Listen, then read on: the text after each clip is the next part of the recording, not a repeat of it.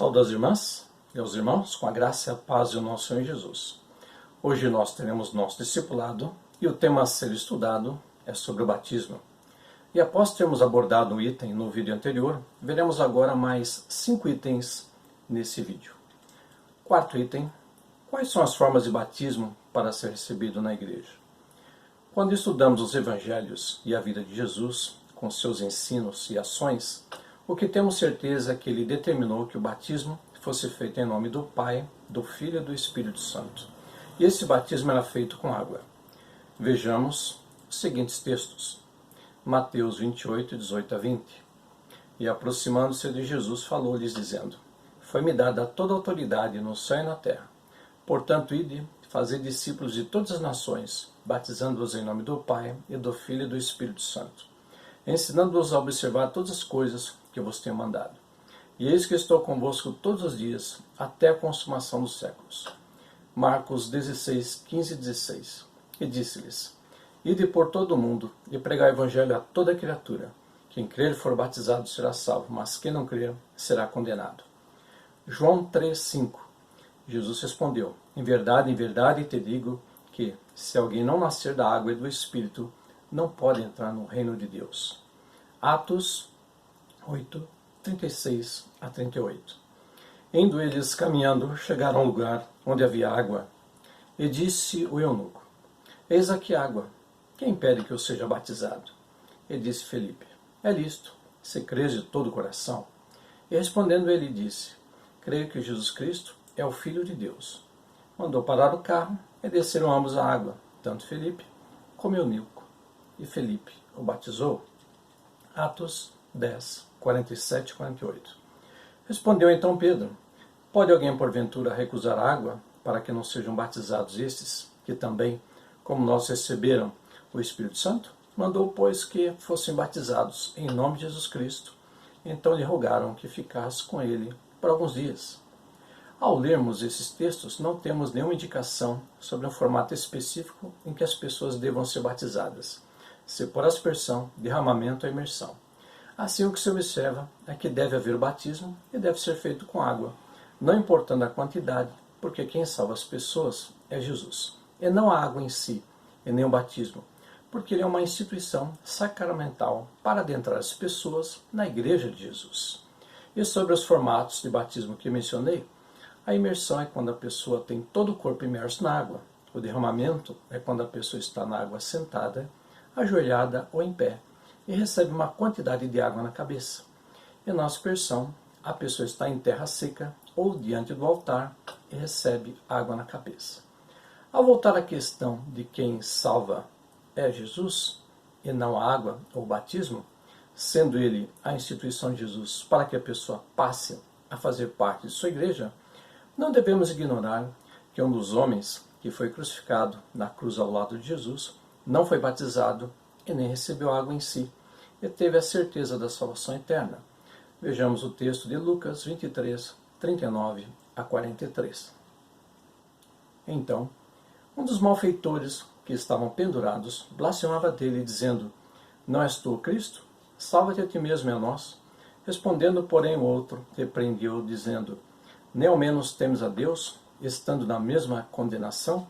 E nós, na verdade, com justiça, porque recebemos o que os nossos feitos merecem. Mas este nenhum mal fez. Então disse Jesus: Lembra-te de mim quando entrares no teu reino.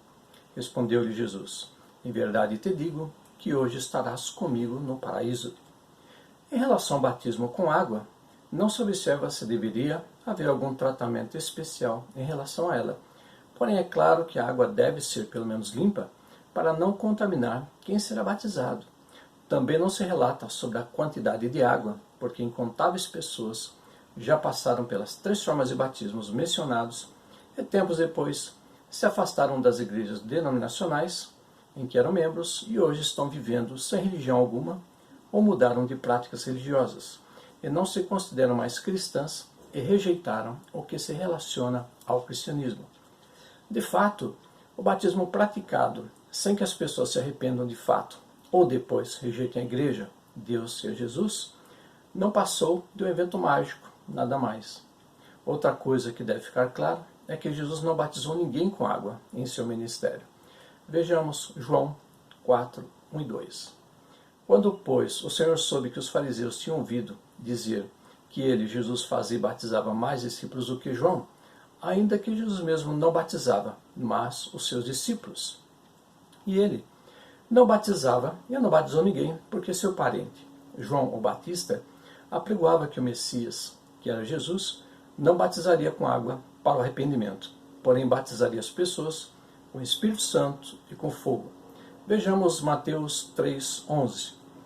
Eu, na verdade, vos batizo em água para o arrependimento, mas aquele que vem após mim é mais poderoso do que eu, que nem sou digno de levar-lhes as sandálias. Ele vos batizará no Espírito Santo e com fogo. Por isso, da mesma forma que quando se menciona que Jesus é a ovelha sem defeito ou mancha, levada ao matadouro, e que ele é o leão da tribo de Judá, o que temos aqui são símbolos, como também a água, que é um símbolo no batismo. E ao lembrarmos que o termo batismo, originário do grego, tem vários significados, e um deles é mergulhar, como numa imersão, quem se deixa batizar é porque se arrependeu dos pecados e aceitou a Jesus como Senhor e Salvador. E assim, a pessoa morre para o mundo e nasce para Deus. E como sabemos que quem morre é enterrado, um dos símbolos do batismo é ser enterrado, como também tem o significado de ser aspergido com água em si. Assim, devemos ter um cuidado muito grande e não afirmar que esse ou aquele formato de batismo é o que deve ser praticado e que outros formatos devam ser rejeitados, e ainda obrigar as pessoas que já se batizaram a serem rebatizadas. E o grande perigo no rebatismo é forçar as pessoas, consciente ou inconscientemente, declararem que o batismo anterior foi inválido. E ao fazer isso, a pessoa rebatizada está negando que um dia ela tenha aceitado a Jesus, tenha se arrependido de seus pecados, e o que é pior, é negar que o Espírito Santo um dia esteve com ela e que nela ele habitou. De fato, quando alguém, devido à mudança de cidade, não encontra uma igreja denominacional em que estava afiliada como membro e que para participar de outra é obrigada a se rebatizar, é melhor não se rebatizar. E se for excluída da Santa Ceia porque não aceita o rebatismo, o peso da justiça divina um dia cobrará essa igreja denominacional pela exclusão que impôs sobre as pessoas que não se deixaram ser rebatizadas. E o que é melhor?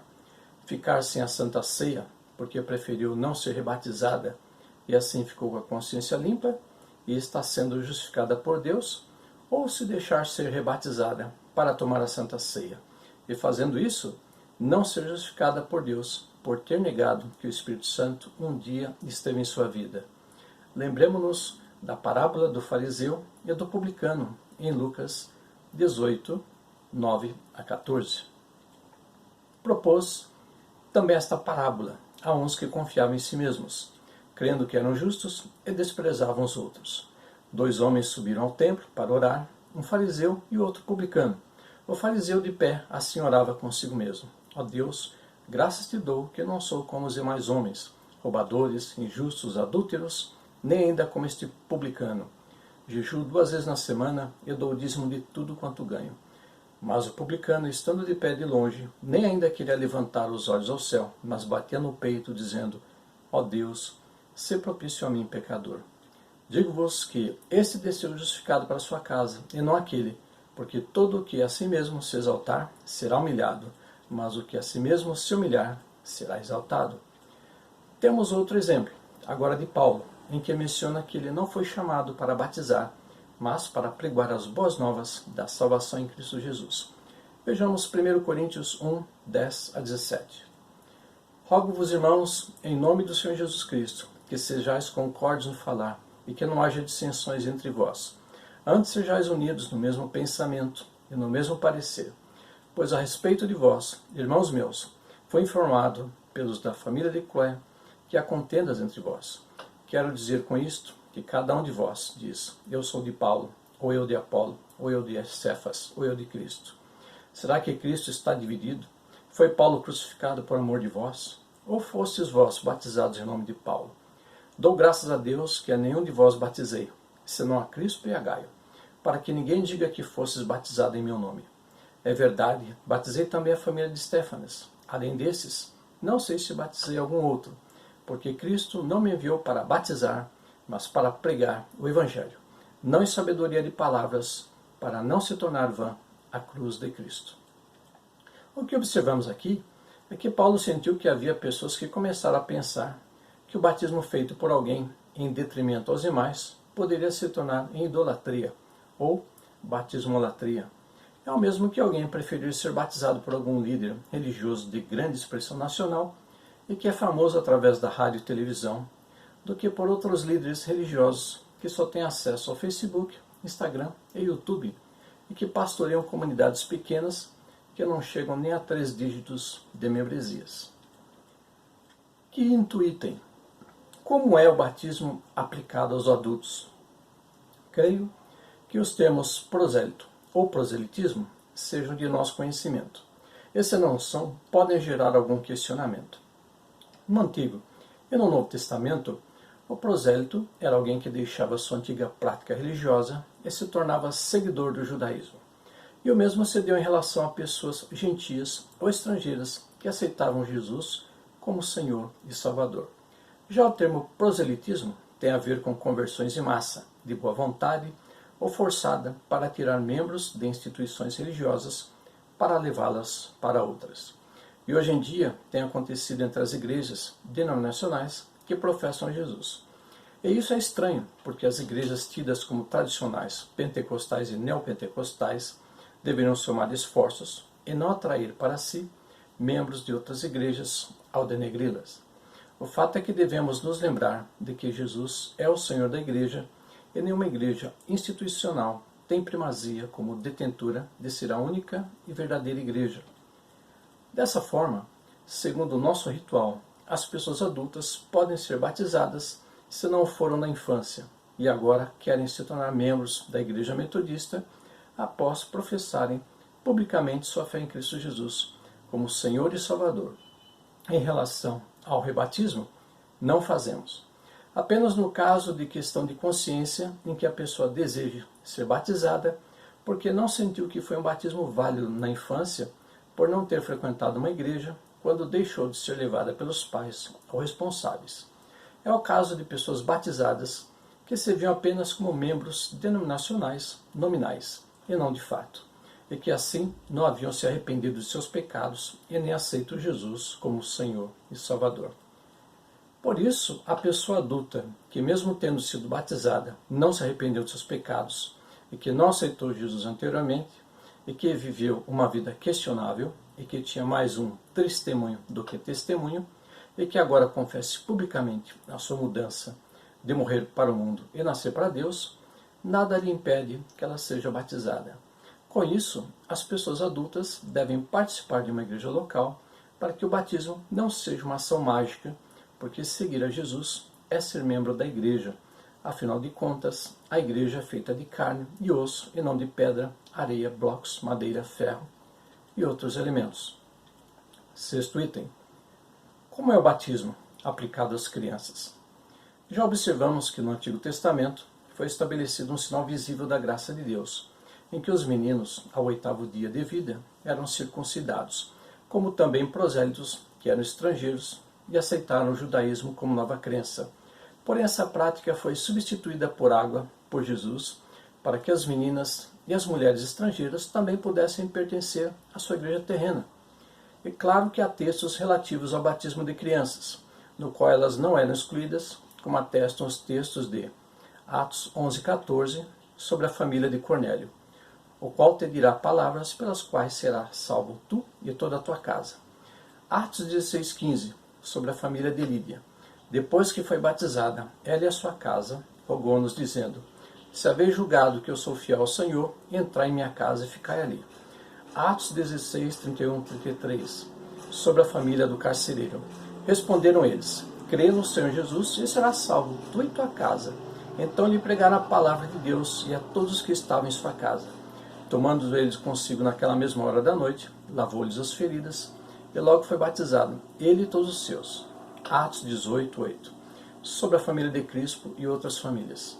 Crispo, chefe da sinagoga, creu no Senhor com toda a sua casa, e muitos dos coríntios, ouvindo, criam e eram batizados. 1 Coríntios 1,16a, sobre a família de Estéfanas. É verdade, batizei também a família de Estéfanas. Então, qual a finalidade do batismo infantil, que é tão questionado por algumas igrejas e seus líderes? Ela é o reconhecimento por parte dos pais responsáveis e da igreja de que as crianças já nascem salvas e pertencem à família da fé, ou seja, à igreja terrena de Jesus. E no batismo infantil, os pais ou responsáveis fazem um voto que deve ser consciente de que farão o possível para conduzir a criança nos caminhos do Senhor e também na sociedade em que habitam para que ela cresça de forma sadia, além de lhe ser ministrada o amor e a presença de Deus em sua vida, e assim prepará-la para que ela possa depois, de forma consciente, fazer a devida profissão de fé pública de que Deus habita nela. Entretanto, se torna uma contradição quando pais ou responsáveis que não professam a fé em Jesus queiram batizar uma criança na igreja, porque se eles não confessaram a Jesus e não conhecem os seus ensinos, dificilmente apresentarão Jesus a ela e possivelmente não instruirão a criança a assumir os votos quando se tornarem conscientes. Nós temos o hábito de termos testemunhas no batismo infantil, porém se torna um problema quando elas não são membros da igreja e não têm vínculo com nenhuma igreja, ou são apenas membros nominais. E como testemunhas ou avalistas no batismo infantil, na falta dos pais ou responsáveis, elas é que devem encaminhar a criança nos caminhos do Senhor, que elas mesmas não seguem. O certo é que a criança seja batizada na igreja local, em que os pais ou responsáveis ou testemunhas sejam membros para ajudar na caminhada da criança por se verem constantemente. Porém, a realidade tem sido outra. 7º item. Quais motivos para pais ou responsáveis batizarem as crianças? Para os pais e responsáveis metodistas, há motivos para se batizarem as crianças não como uma opção ou obrigação, mas por ser um compromisso de amor para com os filhos. Temos 2 exemplos do ato do batismo infantil em Jesus. Um, em que os discípulos disputavam a primazia da liderança depois que Jesus se fosse, e outro em que eles imaginavam que Jesus não se preocupava com as crianças. E assim, após repreenderem os pais, foram em seguida repreendidos por Jesus. Vejamos. Mateus 18, 1 a 5. Naquela hora, chegaram-se a Jesus os discípulos e perguntaram: quem é o maior no reino dos céus? Jesus, chamando uma criança, colocou-a no meio deles e disse: em verdade vos digo que, se não vos converterdes e não vos fizerdes como crianças, de modo algum entrareis no reino dos céus. Portanto, quem se tornar humilde como esta criança, esse é o maior no reino dos céus. E qualquer que receber em meu nome uma criança tal como esta, a mim me recebe. Mateus 19, 13, 15. Então lhe trouxeram algumas crianças para que lhes impusesse as mãos e orasse. Mas os discípulos os repreenderam. Jesus, porém, disse: deixai as crianças e não as impeçais de virem a mim, porque das tais é o reino dos céus. E depois de lhes impor as mãos, partiu dali. Por isso, antes de negar o batismo infantil a quem já tem a salvação garantida, por que negar-lhe se é um ato simbólico? Lembrando que se elas não pecaram, e o batismo é para quem se arrependeu dos pecados, Jesus foi batizado e nunca pecou. Assim, seguem 4 motivos para fazê-lo. A. Sabendo que a criança é salva, e que Jesus confirmou isso em Lucas 18, 15 a 17, por que negar o batismo que é símbolo de purificação, salvação em vida em Cristo Jesus? Vejamos o texto. Traziam-lhe também as crianças para que as tocasse, mas os discípulos, vendo isso, os repreendiam. Jesus, porém, chamando-os para si, disse: deixai vir a mim as crianças e não as impeçais, porque das tais é o reino de Deus. Em verdade vos digo que qualquer que não receber o reino de Deus como criança, de modo algum entrará nele. E é através desse ato que colocamos em prática o que atesta Provérbios 22, 6. Instrui a criança no caminho que deve andar, e até quando envelhecer, não se desviará dele. Talvez o que aconteça seja o medo dos pais ou responsáveis em batizar suas crianças, sabendo que isso exigirá compromisso para com eles, no decorrer do crescimento delas, em que deverão também seguir ao mesmo Jesus que eles quiseram para as crianças. De fato, o que se observa é o comodismo em deixar que as próprias crianças escolham sobre o próprio batismo, para tirar de cima deles essa grande responsabilidade. Claro que deixamos nossas crianças escolher várias coisas como diversões, o que vestir, o que comer e as faculdades. Porém, não podemos deixar Jesus de lado na vida delas, mas deve ser feito com alegria e não com opressão, ameaça e outras coisas. B. Sabendo que a prática do batismo infantil já ocorria na época da igreja primitiva, não há motivo para a igreja institucional extingui-la ou rejeitá-la, embora haja igrejas e líderes que o critiquem. Já vimos textos bíblicos que relatam que toda casa foi batizada, e casa aqui é família. E família são todos os membros dela, que vai do bebê à pessoa idosa. E não adianta falar que crianças não eram batizadas porque os casais tinham famílias numerosas, porque não se usavam métodos anticoncepcionais para impedir o nascimento de crianças, que naquela época eram essenciais. De forma, nos textos mencionados, toda casa se relaciona também a todas as crianças, ao menos que alguém diga que não existiam crianças, apenas adultos na época. Jesus mesmo teria deixado alguma orientação contra a prática do batismo infantil, e não deixou. Fora das Escrituras, há outros exemplos do batismo infantil, praticado pela igreja primitiva, e que foi relatado por escritores da época como Orígenes, Irineu e Cipriano. Orígenes, considerado o maior conhecedor da Bíblia entre os escritores da igreja primitiva, relatou que a igreja praticava o batismo infantil e que foi herança dos apóstolos. Irineu foi bispo da igreja no segundo século e foi discípulo de um dos discípulos do apóstolo João e foi batizado quando era criança. E Cipriano, que viveu no terceiro século, relatou que a igreja batizava as crianças. Assim, não apenas as escrituras do Novo Testamento, como também escritos posteriores, atestam que o batismo infantil era a prática da igreja primitiva. C. Sabendo que há influências tanto de Deus como do diabo, a humanidade, no decorrer dos séculos, tem relatado o resultado de ambos, as bênçãos de Deus e as péssimas consequências causadas pelo diabo na vida das pessoas. O que se observa é que as crianças são apresentadas a Deus, mas não são batizadas, e isso pode ter consequências. De fato, o batismo infantil cria ligações entre os pais ou responsáveis, as crianças e a igreja, o que é benéfico espiritualmente para elas. Isso quer dizer que sem o batismo infantil, as crianças são mais vulneráveis às influências malignas. Desse modo, enquanto a apresentação da criança se torna um evento social, o batismo infantil traz influência espiritual benigna para as crianças. D. Sabendo que a educação das crianças já começa no útero materno, os pais ou responsáveis precisam ser alertados de que a apresentação e depois o batismo infantil são meios em que as crianças vão sendo educadas desde cedo a seguir ao Senhor.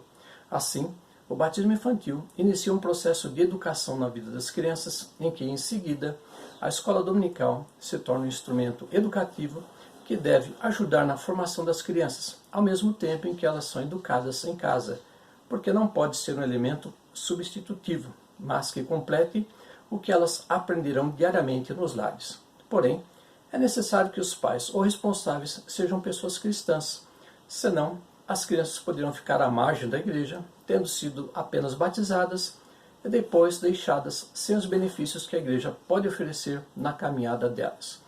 Por isso que os pais ou responsáveis devem se comprometer na educação cristã de suas crianças. E quando menciono responsáveis, é porque há casos em que as crianças não são criadas pelos pais, mas por avós, tios ou pais de criação. Sétimo item. Como é o batismo aplicado a pessoas excepcionais? No caso, alguém já deve ter questionado se crianças, juvenis, jovens e adultos excepcionais podem ser batizados, já que têm capacidades limitadas de se expressar. E ainda mais em que vivemos uma realidade de inclusão social, no qual até as pessoas que nascem com deficiências físicas ou que ficam devido a algum acidente, enfermidade ou violência, estão vivendo a atitude da inclusão social. Sabendo que Deus amou a humanidade, de forma a ter enviado seu Filho Jesus para salvar todas as pessoas, o batismo não pode ser negado a elas, que podem ser recebidas da mesma forma que as crianças. Dessa forma, o batismo de crianças e de pessoas excepcionais é um dever dos pais ou responsáveis e um direito delas.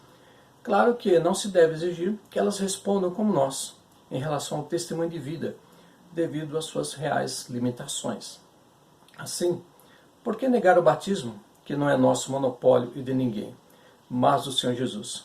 Não ignoremos que em seu ministério Jesus se dirigiu a inúmeras pessoas que sofriam diversos tipos de deficiências físicas. Também devemos nos lembrar de que o batismo, sendo uma das instituições instituídas por Jesus, é uma ordenança simbólica que inclui as pessoas na Igreja de Jesus, numa inclusão no qual elas fazem parte de uma instituição comunitária para todas as pessoas e não que faça acepção e que seja exclusivista. Oitavo item. Os batismos, tanto de adultos como de crianças e de pessoas excepcionais, podem ser feitos em qualquer lugar? Ao estudarmos as Escrituras, observamos João Batista batizando no Rio Jordão, e Jesus também foi batizado no Rio Jordão. Isso demonstra que não há local específico para que a pessoa seja batizada. Hoje, tradicionalmente, em todos os ramos da igreja, as pessoas são batizadas em templos, porém também há batismos nas águas do mar, em lagos, represas, rios, açudes, piscinas e tanques. E assim os batismos ocorrem em água doce, água salgada, água clorada, e se não houver cuidado, também em água poluída e contaminada. Os batismos também ocorrem em lares e em outros locais, em que possa ser um evento público para membros e não membros. E também há casos em que os batismos ocorrem em hospitais quando pacientes terminais o pedem, e os familiares entram em contato com a igreja para que o ato seja feito.